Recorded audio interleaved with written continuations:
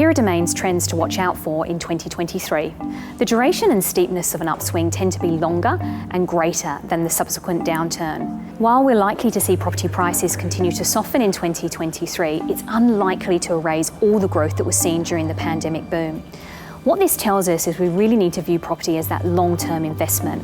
Then timing the market becomes much less important. It's about time spent in the market that counts. A multi-speed market will become much more evident in 2023.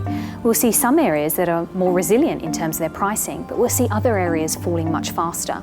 Houses at that entry price point and also units will hold firmer, and what this is going to do is reverse that price gap between houses and units. This creates opportunities for those looking to upgrade. Anything that restricts either the number of buyers in the market or the amount in which you can borrow does have an impact on housing demand and therefore price. It's important to remember that interest rates aren't the only factor to influence housing prices.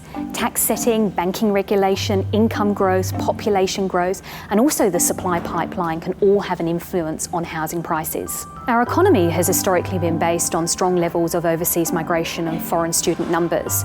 Australia is about to embark on its biggest immigration drive ever.